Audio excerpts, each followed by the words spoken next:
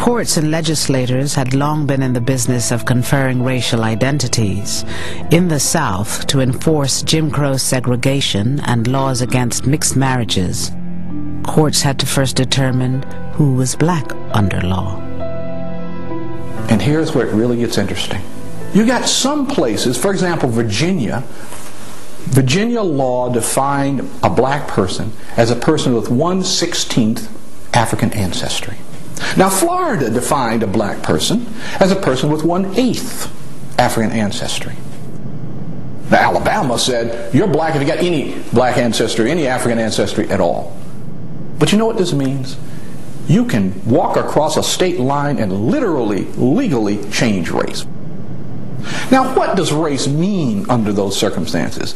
You give me the power, I can make you any race I want you to be, because it is a social, political construction. In 1922, when Japanese businessman Takao Ozawa petitioned the Supreme Court for naturalization, many in the Japanese community believed his was the perfect test case.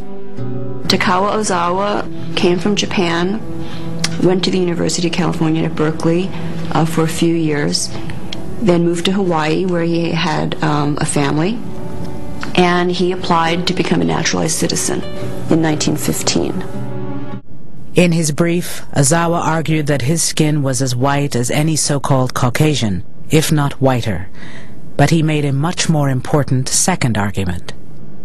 But his second argument was that race shouldn't matter for citizenship. What really mattered was a person's beliefs.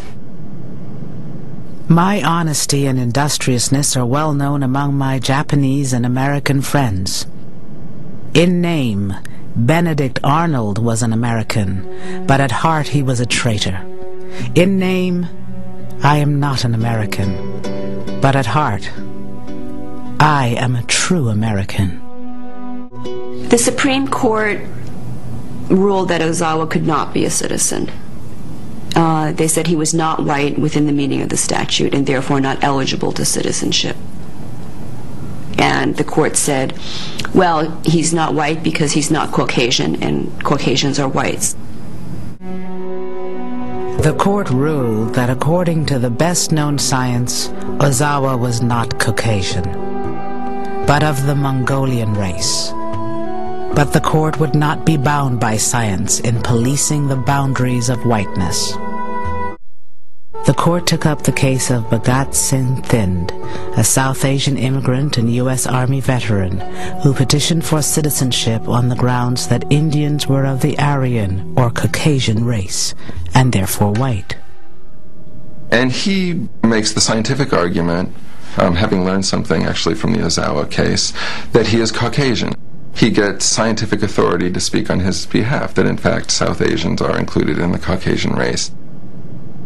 So here the court was in a bind because they were presented with so-called scientific evidence that Indians were Caucasian.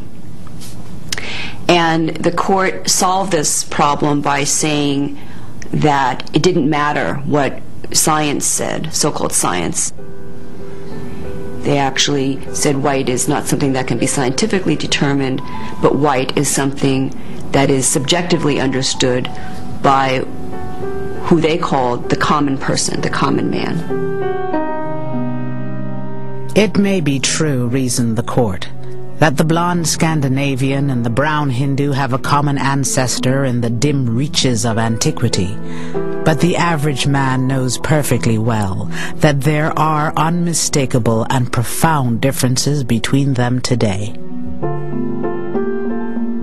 The same court that used science to determine whiteness in Ozawa 3 months before now refuted its own reasoning in Thind. Thind might well be Caucasian, the High Court said, but he was not white. The justices never said what whiteness was, only what it wasn't. Their implied logic was a circular one. Whiteness was what the common white man said it was.